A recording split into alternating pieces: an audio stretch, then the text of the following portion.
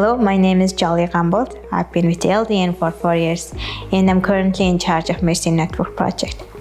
I grew up in rural area and experienced hardships, including the times when my only meal was rice. After my parents divorced, I struggled with low esteem and felt resentment toward them.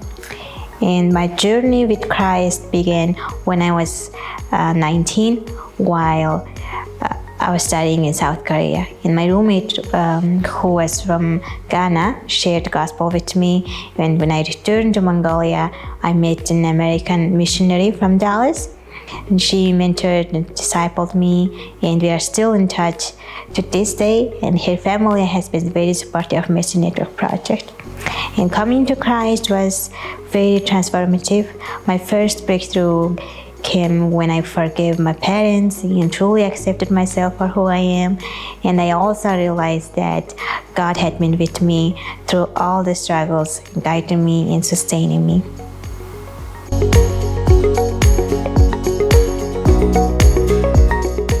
In 2020, when the COVID-19 lockdown began in Mongolia and the borders were closed, we faced significant challenges due to our heavy dependence on imported goods. Suddenly, grocery prices skyrocketed, and many families who were already struggling found themselves in severe poverty and hunger. Tragically, there was the news of a child who died from hunger, which deeply shocked our staff. In response, we began raising funds to provide food packs for families in need. As we sought partnerships with organizations that share similar values and visions, we connected with the Children's Hunger Fund. Through their support, we were able to deliver food packs to over 500 families through local churches until today.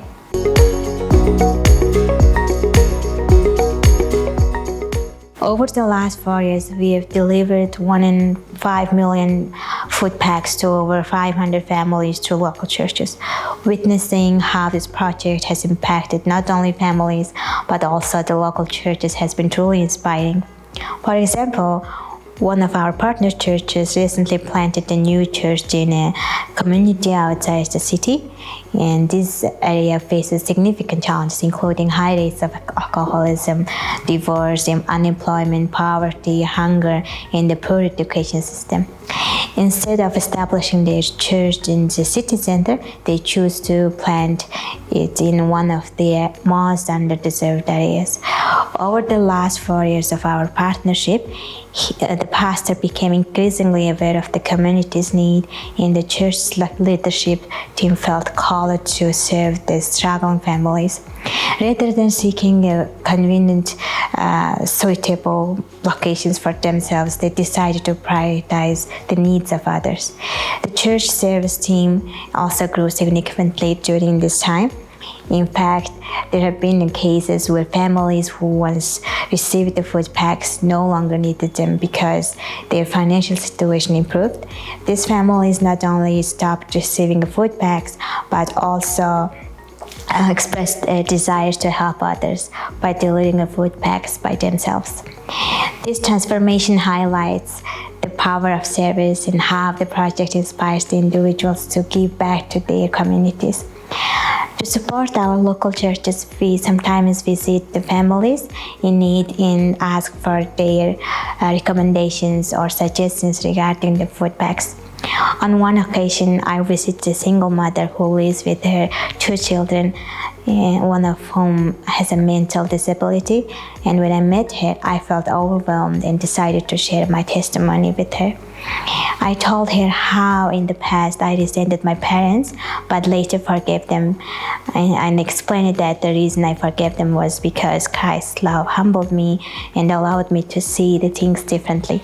Despite their divorce, my parents never gave up on me, and I'm deeply thankful for them. I shared this with her and said, thank you for not giving up on your son. Even though he cannot speak, I know he's thankful for you. I believe God gave him you as his mother because he knew you would be the best mom for him. I also told her that I once felt like a burden to my family, but through receiving God's love, I came to see that my parents were a gift from Jesus, people who wouldn't give up on me and who love me me unconditionally. I thank her for showing such a great love to her children. And when I finished sharing, she wept and cried. She accepted Christ that day.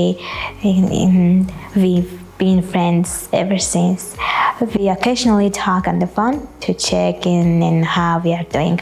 This kind of experience truly inspires me, and I hope it inspires you too.